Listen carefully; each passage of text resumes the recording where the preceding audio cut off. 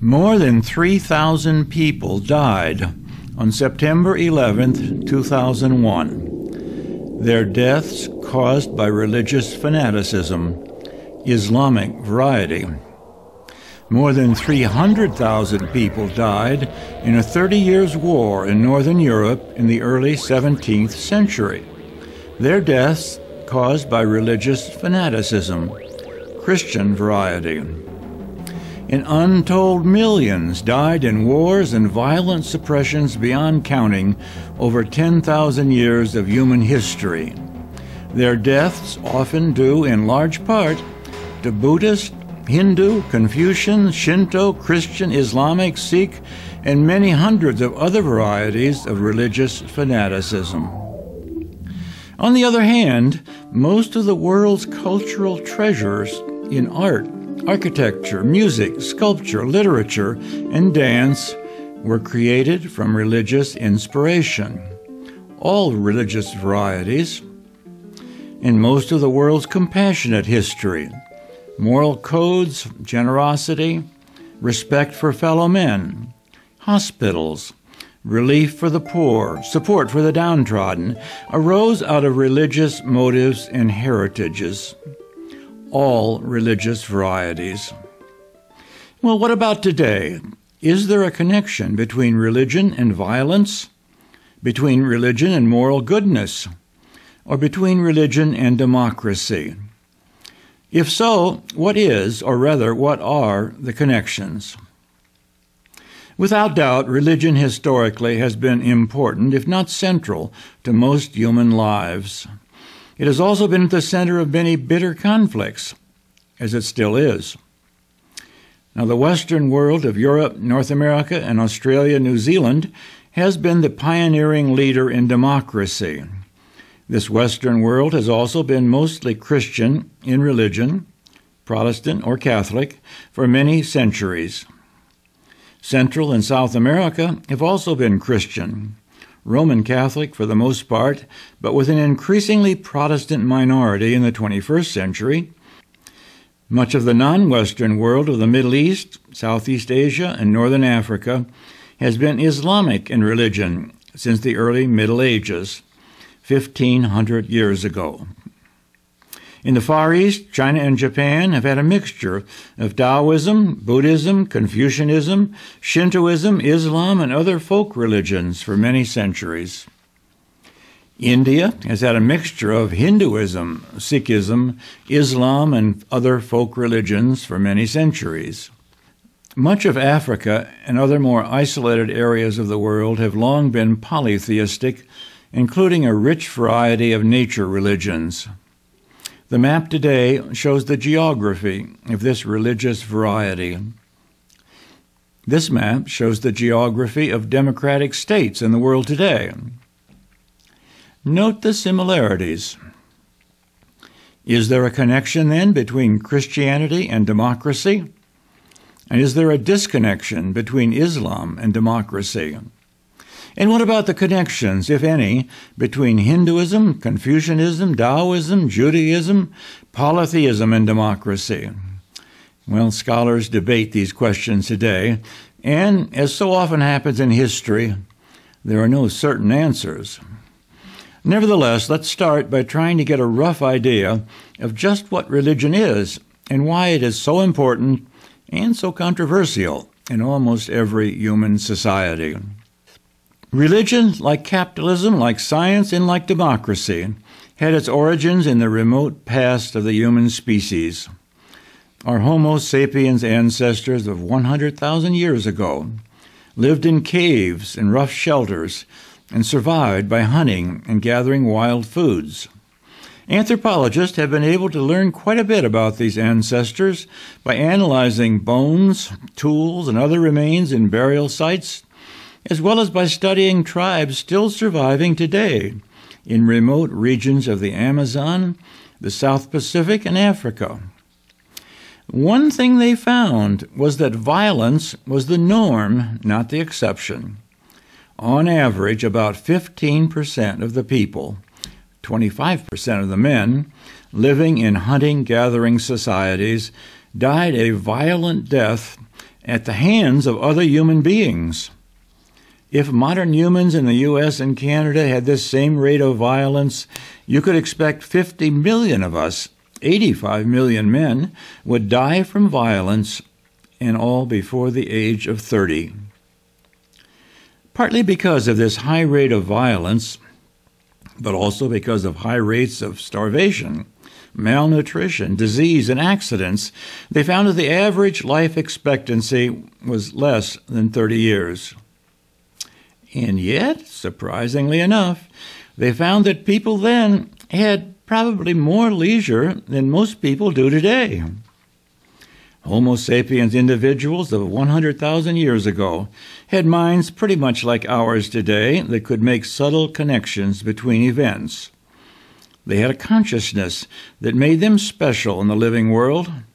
They used this consciousness and mind to invent tools like fire, spears, bows and arrows, better kinds of shelters, and new ways of hunting, fishing, and gathering wild foods. And so science and technology were born. And they used this consciousness and mind to help satisfy human desires to know, to understand, to experience awe and beauty, to banish fear, and to communicate in language and gesture. Religions, along with the arts, were born. Well, all human societies then and now have had science and technology, and they have all had religions and the arts. And there has been a rich and bewildering variety. Religion and the arts must have meant a great deal to early humans. Among other benefits, they help make more rich and humane the relationships between members of the tribe. They help to hold paralyzing fear at a distance. They help to unify tribes in defense and offense against other tribes. And all of these desires and benefits and defects are no doubt still in operation today. Well, most of the natural religions of our early ancestors have not survived. Closer to our own time, when the agricultural revolution began some 10,000 years ago, religions that had their beginnings then do survive today.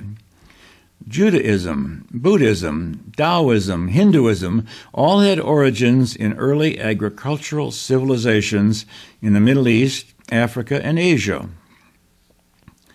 Then, a little over 2,000 years ago, the two monotheistic religions with the most worldwide adherents today had their beginnings. Christianity came first, and then about 600 years later, Islam came onto the world stage. Well, all of these agricultural age religions have not only survived, they have all blossomed into many variations, and all of these variations as well have changed significantly over thousands of years. In fact, they're still changing today. Religions of Asia, like Buddhism, Taoism, Confucianism, Hinduism, and all their variations, tend to either be polytheistic, have many gods, or like Buddhism and Confucianism, to dwell more on thought and behavior rather than on faith in a god or gods. They center on the eternal cycles of life, contemplation, moral codes, and ways to cope with desire, disease, and death. Well, Christianity and Islam, with their strong roots in Judaism, also stress moral codes and ways of coping with desire, disease, and death. But in addition, they promote ideas and values like justice, progress, a personal God, individual rights, individual salvation, and a promise of life after death. As we will see, these differences mattered then, and they matter today. All agricultural civilizations had a rigid class structure. A tiny minority, less than 2% of the total population, were at the top, and the huge majority, all the rest, some 98%, were at the bottom. The tiny elite at the top included kings and queens, priests, warriors, artists, intellectuals, architects, engineers, storytellers, and bureaucrats. The huge majority at the bottom were peasants, serfs, or slaves. The elite's job was to govern, to enhance, to protect the society. The mass of people at the bottom, the peasants, serfs, and slaves, did the agricultural, animal husbandry, and artisan work needed to provide food, shelter, weapons, and indeed all the material needs of the society. Religion and the arts played major roles in all of these class-ridden societies, serving to reinforce the class structures, sometimes to humanize them, to unite the kingdoms.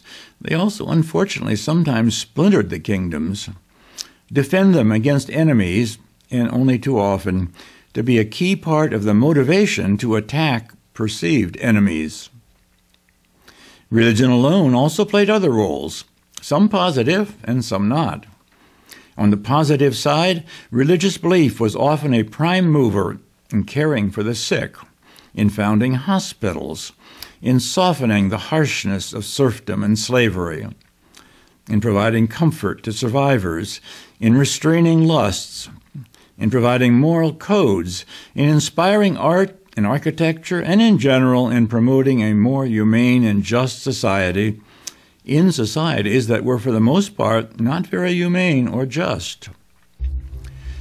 On the not-so-positive side, religious zeal often led to extreme emotional passion in support of bloody wars, as well as fiendish torture and terrible death for people of a different religion or of heretics within a given religion.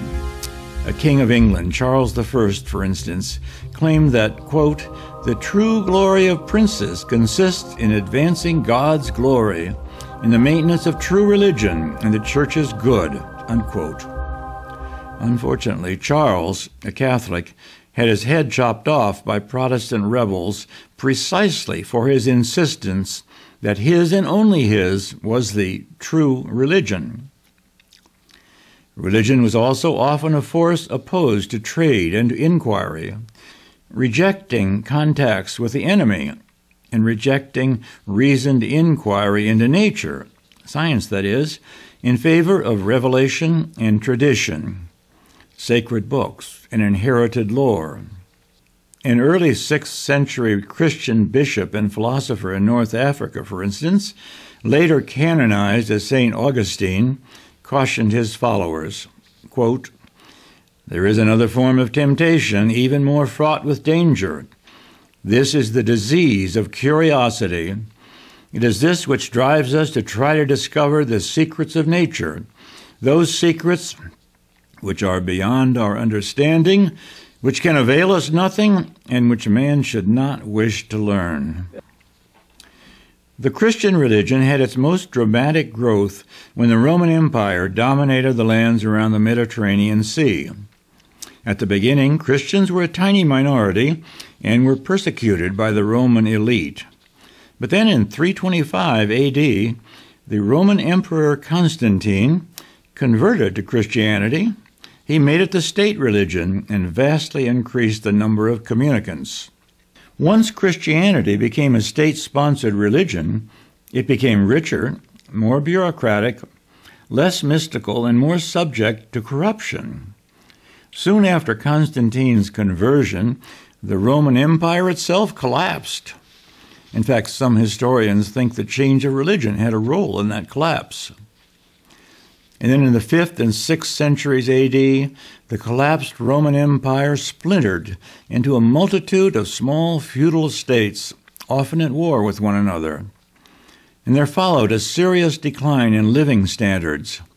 Well, for the elite rulers, the peasants, serfs, and slaves had always had a subsistence life, of course, But even that life became more precarious in what followed the medieval time of Europe from the 5th to the 13th century.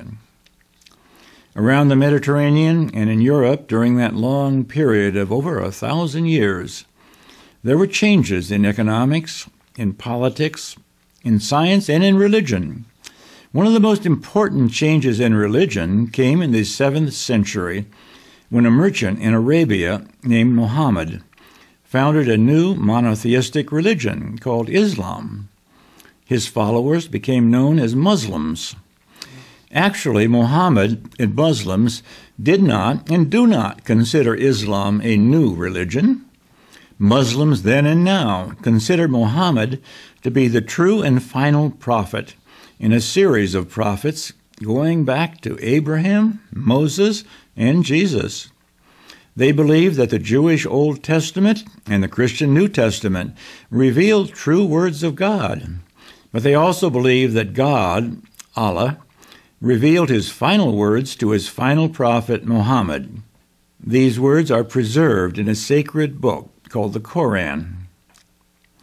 Very soon after Muhammad died in 632 A.D., Islam split into two often warring factions, Shiite and Sunni. The split was caused by a dispute as to who was the rightful successor to Muhammad, and the split led to bitter wars between the two Islamic factions, wars that still echo today in Middle Eastern countries like Iraq, Iran, Egypt, Syria, and Palestine. The Christian world as well had a major split called the Great Schism in the 11th century. Eastern Christians, centered in Constantinople, that's Istanbul in modern Turkey, and mainly Greek-speaking, split away from Western Christians, mainly Latin-speaking, centered in Rome. The schism centered on the role of the Pope, whom Western Christians revered as the successor to St. Peter and the supreme ruler of all Christianity. The Eastern Christians, called Orthodox Christians, revered the Pope but denied his supremacy. In the 11th to the 15th centuries, the Christian world attacked the Muslim world in a series of crusades that also still have strong echoes today. The Christians wanted to regain control of the Holy Land of Israel and Palestine, a land that was also sacred to the Muslims. Well, the Muslim world not only defended their territories, but in return attacked Christian communities all around the Mediterranean for many hundreds of years. Much of Spain, as well as much of Eastern Europe, was for a time brought under Muslim rule. And so too, similar splits, disputes, and wars were common in Buddhist, Hindu, African, American, and Asian religious kingdoms throughout agricultural ages of the past 5,000 years. In all of these bloody disputes, religion was important, but it was not the only issue. In all agricultural societies, the economy was for the most part a zero-sum one with rigid class structures dividing the population into haves and have-nots. Since there was only a limited amount of wealth, land, animals, serfs, and slaves, the only way for one group to get wealthier was to steal from another group. Genghis Khan, for instance, was a warrior prince from Eastern Asia who led a fierce group of Mongolian warriors on horseback in a series of savage wars that eventually conquered territories larger than the Roman Empire in the 13th and 14th century. Like all groups, the Mongolian warriors had a religion. They worshipped a sky god in the eternal blue heaven. But the opportunity for increasing wealth through conquest was probably of more importance. Unlike most religious societies, they did not discriminate against people with other religions. On the other hand, they were also indiscriminate in their massacres when they conquered a city, Christian or Muslim, killing all the men and raping all the women. Genghis Khan himself could have been speaking for warriors of all persuasions in zero-sum agricultural societies when he is reputed to have said, quote, The greatest joy a man can know is to conquer his enemies and drive them before him, to ride their horses and take away their possessions, to see the faces of those who were dear to them bedewed with tears, and to clasp their wives and daughters in his arms." Unquote. Well, both the Christian and the Muslim worlds of medieval days were sometimes only marginally less violent and brutal than Genghis Khan in their warfare and atrocities. Besides the battles of the Crusades against Islam, feudal communities of Christians in Western Europe engaged in bloody wars with fellow Christian communities, often over land and wealth, but sometimes over doctrinal disputes. Was the mother of Jesus a virgin without sin? Was Jesus equal to the Father or not? Was God unitary or a Trinity? Heretics, those who believed differently than the current orthodoxy in any given society, were often not tolerated, to put it mildly. Often they had their tongues cut out to keep them from spreading their heresy any further, and they might then be tortured or burned alive. The rationale for the burning was that since heretics were destined to burn forever in hell, perhaps during the burning on earth they would repent and thus escape eternal damnation. In Christian communities, Jews were especially persecuted and often driven from one community to another, denied rights and sometimes murdered when they resisted or refused to convert. Now, many Islamic communities did much the same. Some Islamic scholars taught that the Quran itself recommended killing infidels if they did not convert and acknowledge the supremacy of Allah. In practice, though, there is evidence that in medieval times, Muslims, especially Muslims in India and Persia, were more tolerant of Jews and Christians in their midst than Christians were of Muslims and Jews in their midst. Muslims called Jews and Christians people of the book, since they came from the same Judaic biblical tradition. Now, this difference in tolerance may have been due to a richer and more advanced cultural life in the Muslim world in much of medieval times. While most of Christian Europe was illiterate, Muslim scholars in Africa, in the Middle East, and in Asia were doing important work. They were the ones who translated classic Greek and Roman writers into Arabic, saving them from extinction. Muslim countries in North Africa, Spain, India, and the Middle East also had more schools, more hospitals, and a higher level of art and science than was achieved in the chaotic blend of Christian, Roman, and barbarian culture that was early medieval Europe. Unlike the classical civilizations of Greece and Rome, and unlike most Asian, African, and American civilizations, both Muslim and Christian religions at their best did teach the dignity of the individual, whether rich or poor, even if they often did not honor this teaching in practice. But this emphasis on individual dignity would have important consequences for future political evolution in the world. In Part 2, we will discuss some of these consequences for our modern 21st century world.